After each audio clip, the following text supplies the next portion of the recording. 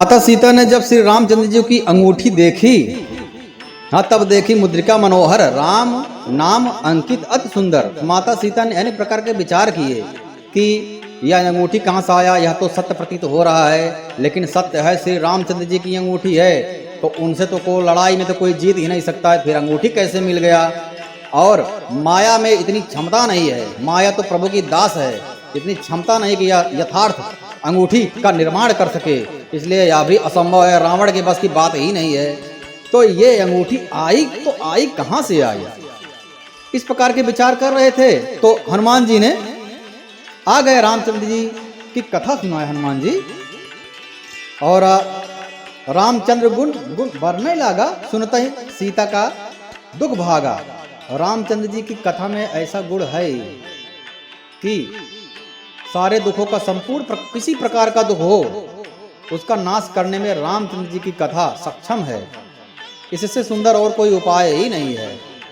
तो सुनते ही माता सीता का दुख समाप्त हो गया, और हनुमान जी को जब देखा सामने तो उनके मन में संशय हो गया कि अयोध्या में हमारी सेना वाली जो भी हमारी लिस्ट है, इसमें इस प्रकार की सेना बानरी सेना की भर्ती हुई नहीं है। अटेंडेंस लिस्ट में तो इस प्रकार का कोई समूह ही नहीं है, ना तो कोई गुप्तचर है, ना कोई सेना है, ना महारथी है, ना सेनापति, इस प्रकार का कोई है ही नहीं। तो ये कहाँ से आ गए, इसका मतलब है कि शायद रावण ने ही ये जो है माया रची है। तो माता सीता के मन में थोड़ा संशय हो गया, और हनुमान जी उस संशय को भांप लिए, उसलिए प्रतिज्ञा करके कह रहे हैं, राम दूत मैं मातु जानकी सत्य शपथ, यार मैं शपथ लेता हूँ, करुणा निधान की प्रतिज्ञा करता हूँ, शपथ लेता हूँ, आप मेरे ऊपर विश्वास कीजिए, भले ही मैं हूँ बंदर, लेकिन मैं हूँ श्री रामचंद्र जी का दास हूँ, और यह अंगूठी जो है दीन राम तुमका हिस्सा दानी, यह एक साक्ष्य एक प्रमाण के रूप में श्री रामचंद्र जी ने मुझे दिया था, क्योंकि उनको पता था कि आपको विश्वास होगा नहीं होगा, तो इसलिए विश्वास के लिए ही श्री रामचंद्र जी ने मुझे यह अंगूठी दिया था, और इसलिए मैं प्रतिज्ञा करके कहता हूँ, मैं शपथ ले रहा हूँ, मैं ही श्री रामचंद्र जी का दूत हूँ और मैं बंदर हूँ। आप इसमें संशय मत कीजिए, क्योंकि श्री रामचंद्र जी का नर और बानर का कैसे ही संगत हुआ, पूरी कहानी सुना डाली कि पंपापुर में ऐसे बाली और सुग्रीव थे, इस प्रकार से बाली बहुत ही अधर्म किया, तो श्री रामचंद्र जी ने बाली का वध कर दिया और सुग्रीव को पंपापुर का राजा बना दिया, और सुग्रीव और रामचंद्र जी के बीच में मित्रता हो गई। और इसके फलस्वरूप अब क्योंकि सुग्रीव की सहायता प्रभु ने किया, तो अब प्रभु की सहायता जो है बानरी सेना अर्थात सुग्रीव जी कर रहे हैं, जगह जगह पर बानरी सेना को भेज करके आपका पता लगाने के लिए कर रहे हैं। ऐसे ही संगति हुआ। इतना सब कुछ हनुमान जी ने जब समझाया और शपथ लिया, और नर बानर की कैसे संगत हुई, नर बानर संग कहूं कैसे, कही कथा भाई संगत जैसे। उसके बाद में कब के वचन सप्रेम सुनी उपजा मन विश्वास, माता सीता के मन में विश्वास हो गया कि जाना मन क्रम वचन, यह मन क्रम और वचन से यह कृपा सिंधु का दास है, मन बाड़ी और कर्म से यह भगवान श्री रामचंद्र जी के दूत हैं। हनुमान जी से प्रेम युक्त वचन सुनकर के सीता जी के मन में विश्वास उत्पन्न हो गया। उन्होंने जान लिया कि यह मन वचन और कर्म से कृपा सागर श्री रघुनाथ जी चंद्र जी का दास है, और हरिजन जान प्रीत अति गाढ़ी, भगवान का जन सेवक जान करके।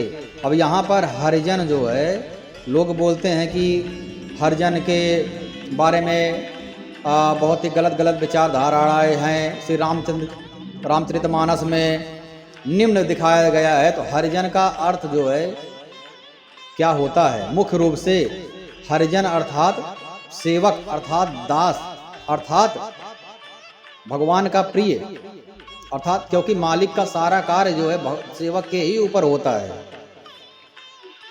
बिना उनके सहायता के मालिक का काम ही नहीं चलता है। तो हरिजन अर्थात सेवक दास बहुत ही मुख्य भूमिका है। हरिजन जान प्रीति अति गाढ़ी, भगवान का जन सेवक जान करके अत्यंत गाढ़ी प्रीति, जिसके ऊपर मालिक प्रेम करता हो वह है हरिजन, जिससे भगवान प्रेम करते हैं और कृपा की दृष्टि बरसाए रहते हैं, वह है हरिजन। ठीक है। सजल नयन पुलकावल बाड़ी। अब अगर श्री हनुमान जी ने रामचंद्र जी का इतना कार्य किया है हरिजन जान करके, तभी हनुमान जी का इतना नाम होता है। हनुमान जी का गुण क्या है? भक्ति है। राम भक्त बोला जाता है, ठीक है। तो राम के हरिजन है हनुमान जी, और जिसकी वजह से हनुमान जी की आज क्या है? पूजा होती है। कलयुग में सबसे बड़ा प्रताप हनुमान जी का माना जाता है। इसलिए हरिजन कभी भी अपने आप को छोटा मत समझे। कहने का भाव यह है कुल मिलाकर के, रामचरितमानस में भी इसे ऐसा ही भाव दिया गया है। यदि कोई पढ़े अच्छे से समझे तब तो उसका भाव समझे। यहाँ पर तो कोई पढ़ना नहीं चाहता है, समझना नहीं चाहता है, बस टिप्पणी करना चाहता है। तो हाथ जोड़कर विनती है, टिप्पणी करने से पहले उसको पढ़ा जाए, समझा जाए और 10 लोगों से पूछा जाए, सत्संग किया जाए। बिन सत्संग विवेक न होई। सत्संग करने से विवेक की उत्पत्ति होती है, तब वह कोई भी टॉपिक पे, कोई विषय पर कुछ अपना प्रमाण दे सकता है विवेक के द्वारा। अर्थ नहीं तो उसको इतनी क्षमता नहीं, उसका अधिकार ही नहीं है किसी बात पर प्रमाण उसको कटाक्ष करने के लिए, जब तक कि उसको कुछ जानकारी ना हो। ठीक है। तो भगवान का सेवक जान करके अत्यंत गाढ़ी प्रीति हो गई माता सीता का हनुमान जी के प्रति। नेत्रों में जल भरा आया, शरीर पुलकित हो गया, क्योंकि प्रेम जो है शब्दों से नहीं बया होता है, अश्रु से बया होता है। जो बया करता है उसके मुख नहीं होता, वह बोल नहीं सकता, और जो बोल सकता है वह बया नहीं कर सकता। अर्थात मुख में उतनी क्षमता नहीं है कि वह बया कर सके, और आंख के पास तो मुख नहीं होता है, इसलिए आंख बया करने में सक्षम तो है, लेकिन उसका भाव अलग है। अश्रु की धारा से बया कर सकता है, मुख नहीं है, क्योंकि प्रेम जो है मुख का विषय ही नहीं है, वाणी का विषय ही नहीं है। तो अब कहूं कुशल जाऊ बलिहारी, अनुज सहित सुख भवन खरारी। हे बलिहारी जाती हूं अब छोटे भाई लक्ष्मण सहित खर के शत्रु सुख धाम प्रभु का कुशल मंगल कहो। श्री रामचंद्र जी लक्ष्मण सहित कुशल मंगल तो हैं, श्री रघुनाथ जी तो कोमल हृदय और कृपालु हैं। फिर हे हनुमान, उन्होंने किस कारण यह निष्ठुरता धारण की है? सेवक को सुख देना उनकी स्वाभाविक बात है।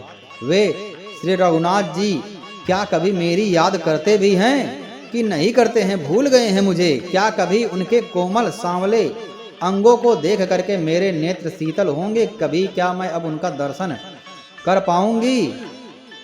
कबहु नयन मम शीतल ताता होई है निरख श्याम मृदु गाता। उनका श्याम शरीर मैं देख पाऊंगी कि नहीं देख पाऊंगी? मुख से वचन नहीं निकलता, नेत्रों में विरह के अश्रुओं का जल भरा हुआ है। बड़े दुख से वे बोली, हाँ नाथ, आपने मुझे बिल्कुल ही भुला दिया है।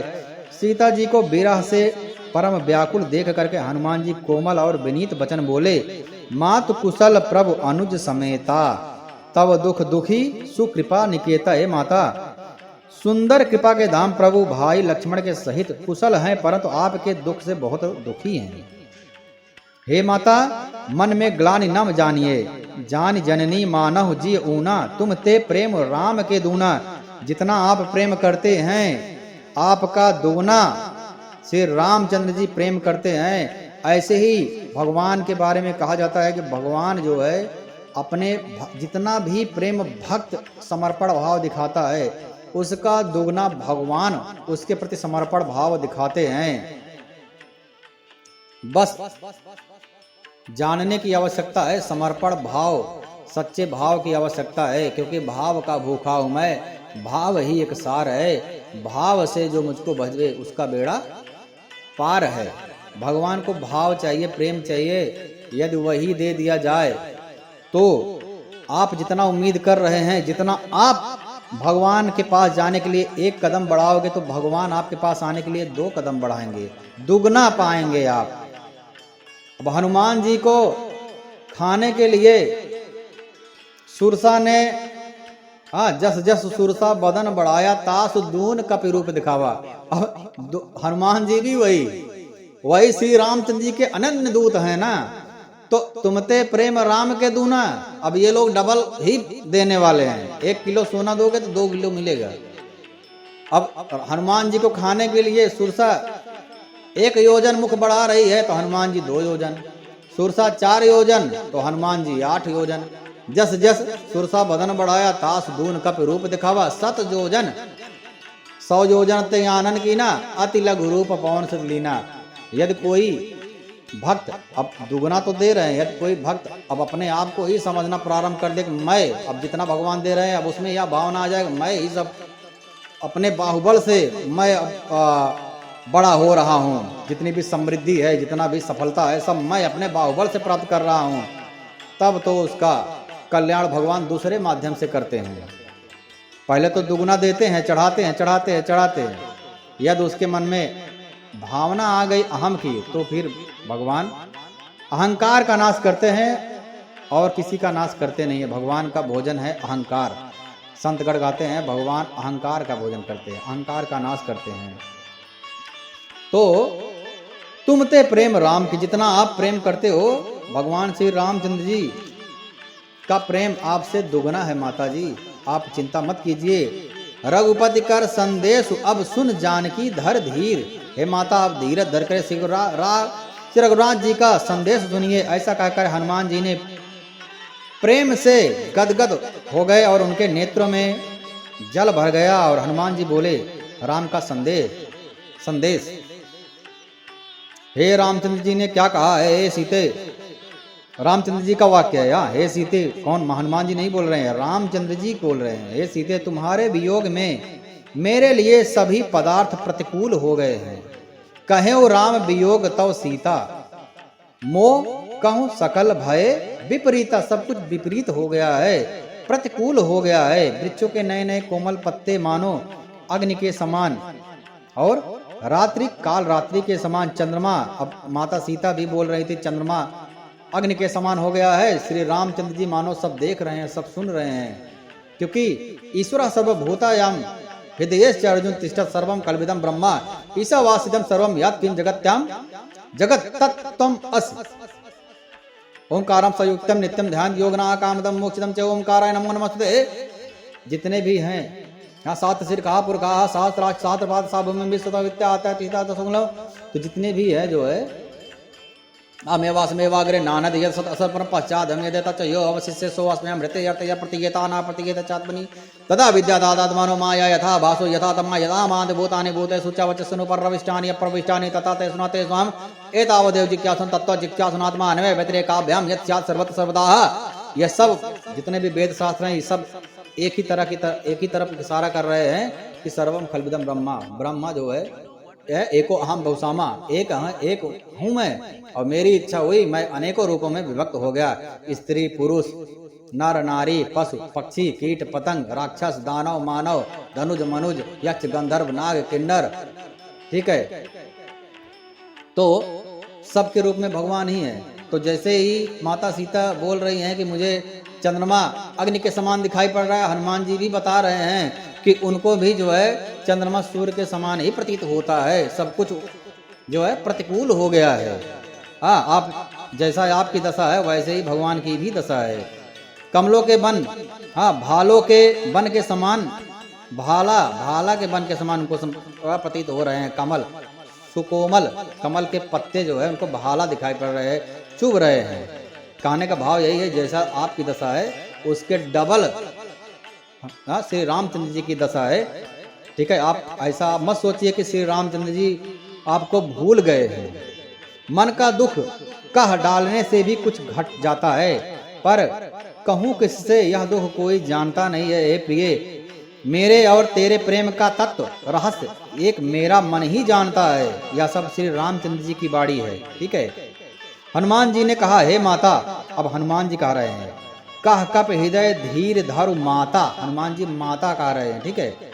माता, आप हृदय में धैर्य धारण कीजिए, सेवकों को सुख देने वाले श्री रामचंद्र जी का स्मरण करो, श्री रघुनाथ जी की प्रभुता को हृदय में लाओ और मेरे वचन सुनकर के कायरता को छोड़ दो। पहले जो भी विचार आ रहे थे, वो सारे विचार, निम्न विचार जो आ रहे थे उसको छोड़ो राक्षसों के समूह पतंगों के समान हैं मेरे लिए, और श्री रघुनाथ जी के बाण अग्नि के समान है। हे माता, हृदय में धैर्य धारण करो, राक्षसों को जला ही समझो। अब हनुमान जी पहले ही इशारा दे रहे हैं, आप समझ जाओगे राक्षस जल चुके हैं, खत्म, चिंता मत कीजिए। पहले अब यहाँ पर हनुमान जी पेड़ पर बैठ के सारी बातें सुन रहे थे। त्रिजटा ने कहा कि सपने बानर लंका जारी, जात धान सेना सब मारी। और यह स्वप्न अब हनुमान जी सुन रहे हैं कि हाँ ठीक है, एक बानर तो मैं ही हूं, मैं ही आया हूं लंका में।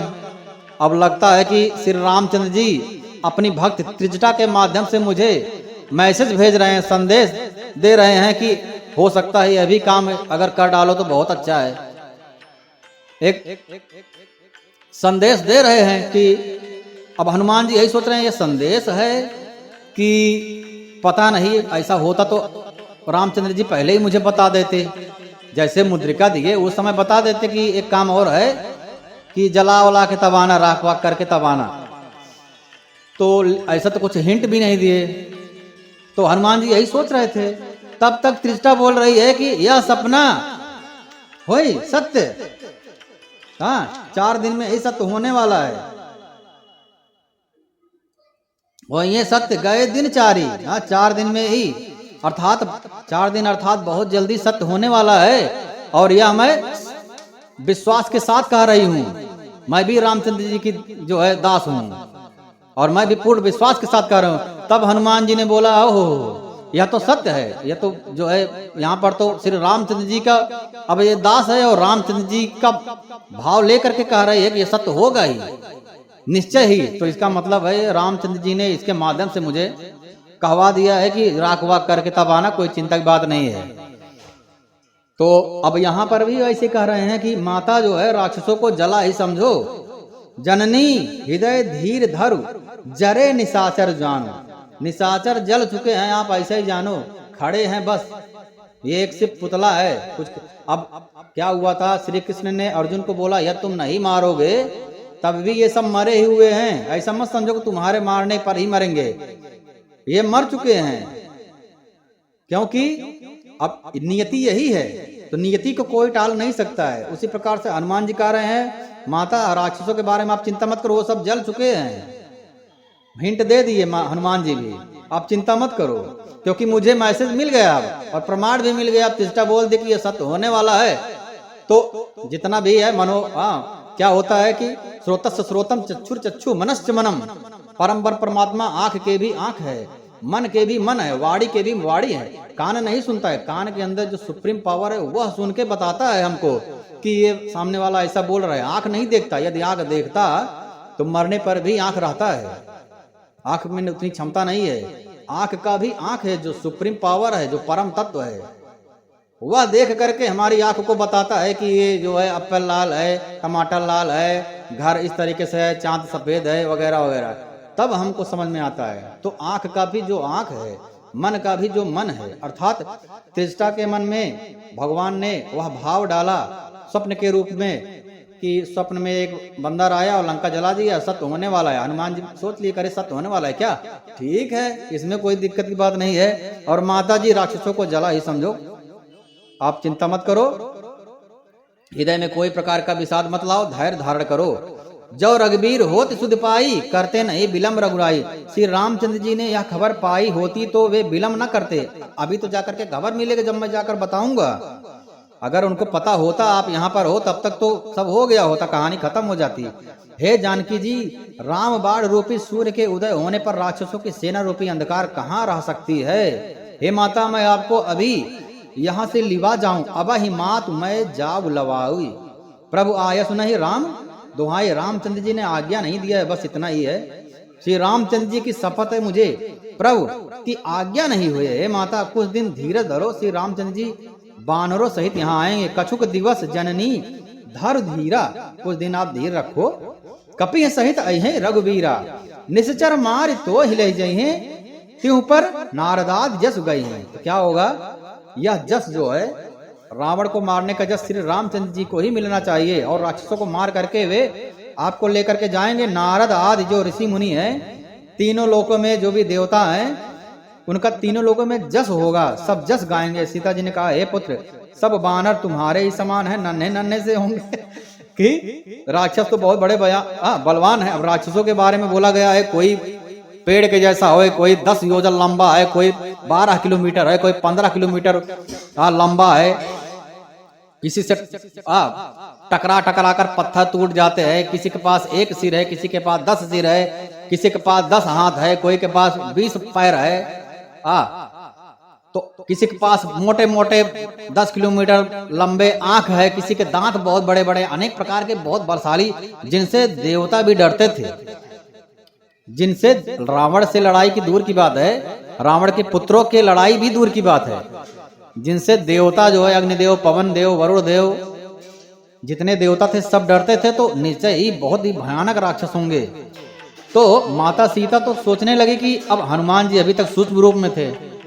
माता सीता सिखा रही है, जितने भी तुम्हारे सेना है जो बड़ा बड़ा बोल रहे हो कि आएंगे, राक्षसों को जरा ही समझो और सबको मार करके तुमको लेके चले जाएंगे, वह सब ठीक है, लेकिन सेना में सब तुम्हारे जैसे ही है कि और कोई कुछ बलवान भी है कोई। तो इतना बड़ा बड़ा सुन करके माता सीता के मन में संशय हो गया। माता सीता कहती हैं, है सुत कप सब तुम्हारी समाना, जात धान अति भट्ट बलवाना। तुम्हारे जैसी है क्या? यहाँ पर तो भट्ट बहुत बलवान है, तब तो हो चुका कल्याण। मोरे हृदय परम संदेहा। अब इतना बड़ा बोल रहे हो, लेकिन मेरे हृदय में तो अब संदेह हो रहा है। सुन कपि प्रगट कीन निज देहा, कनक बोधरा कार शरीरा, समर भयंकर अति बल भीरा। हनुमान जी ने तब माता को अपना शरीर दिखाया। तुम जैसे बंदर राक्षसों को कौन जीतेगा? माता सीता के मन में संदेह हो गया। तो यह सुन करके हनुमान जी ने अपना शरीर प्रकट किया। सोने के पर्वत, अर्थात एक सुमेरु पर्वत है, वह पूरा सोने के समान ही है। सुमेरु पर्वत के आकार का अत्यंत विशाल, सब बोला जाता है, संतगण कहते हैं कि सबसे बड़ा जो पर्वत है वह है सुमेरु पर्वत। पूरा पर्वत सोने का है।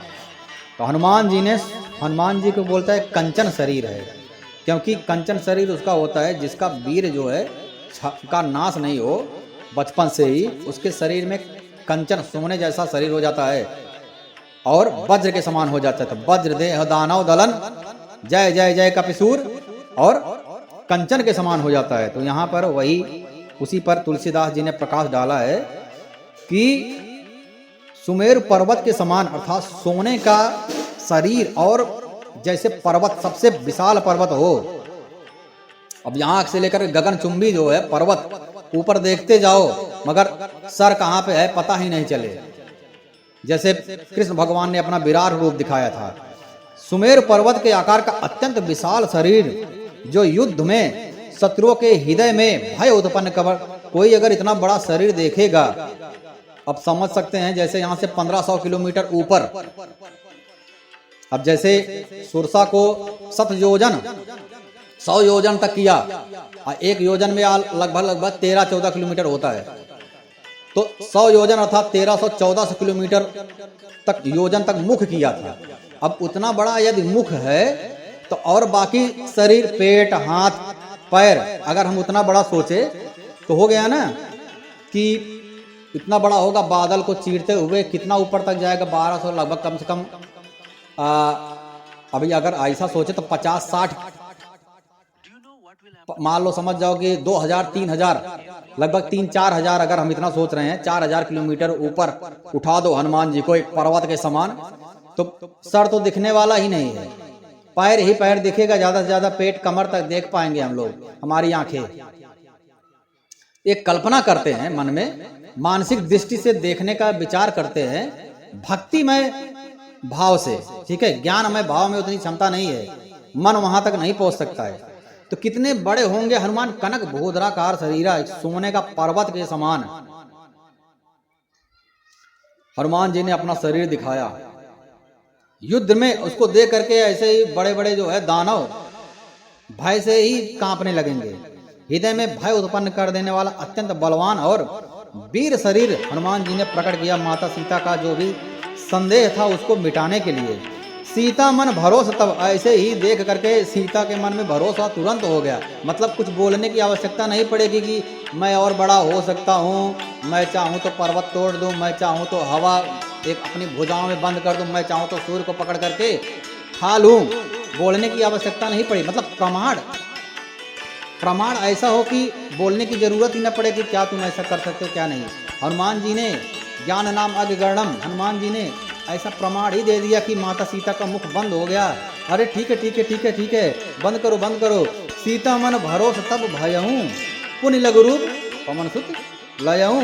यह देख करके माता जी के मन में तुरंत एक शांति, एक चेहरे पे भाव आ गया, एकदम शांत चेहरा हो गया। अरे अब तो कोई दिक्कत की बात ही नहीं है। इस तरीके का माता सीता ने रूप देखा। तब मेरे पुत्र से कोई टकरा ही नहीं सकता है, आधे राक्षस तो देख कर ही मर जाएंगे, मेरा पुत्र तो बहुत बलवान है।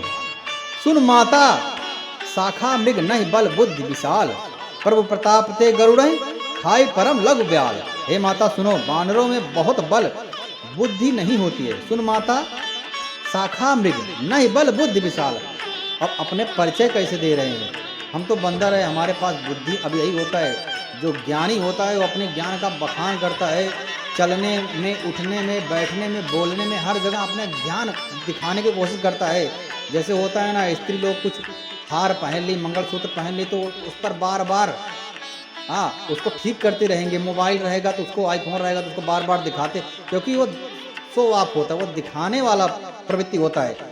ठीक है, वह अब हनुमान जी कैसे अपने आप को प्रकट कर रहे हैं कि मैं बंदर स्वभाव का हूँ, मेरे पास ना तो बल है ना तो बुद्धि। अब इतना बड़ा बल दिखाए कि माता के मन में संदेह जो था मिट गया। ठीक है, सीता मन भरोस तब भयहूँ। अब फिर भी अपने बारे में बता रहे हैं, सुन माता शाखा मृग नहीं बल बुद्धि विशाल। मेरे पास बुद्धि नहीं है, मेरे पास बल नहीं है, और विशाल मैं कुछ भी हूँ नहीं। बानरों में बहुत बल बुद्धि होती नहीं है, ताकत कुछ होता नहीं है, अर्थात बलवान कुछ होता नहीं है। और परंतु प्रभु के प्रताप से बहुत छोटा सा सर्प भी गरुड़ को खा सकता है। अर्थात भाव यह है कि छोटा सा सर्प भी, वैसे तो नियम तो यह है गरुड़ सर्प को खाता है, लेकिन प्रभु क्या है, सर्व कर्तुम अकर्त, अन्यथा जैसे गरुड़ खाता है सर्प को, लेकिन अन्यथा कर्तुम समर्थ, भगवान की कृपा है ना, तो छोटा सा एक सांप भी, अर्थात यहाँ पे भाव यह है कि प्रभु की कृपा से सब कुछ समर्थ है, जो नहीं होने वाला वह भी समर्थ है। प्रभु की कृपा से सांप का छोटा सा बच्चा भी गरुड़ को खा सकता है। भाव यह है कि जो भी मैंने दिखाया है अपना शरीर, यह सब प्रभु की कृपा से संभव हो पाया है, इसमें मेरी कुछ महानता नहीं है। भाव यह है।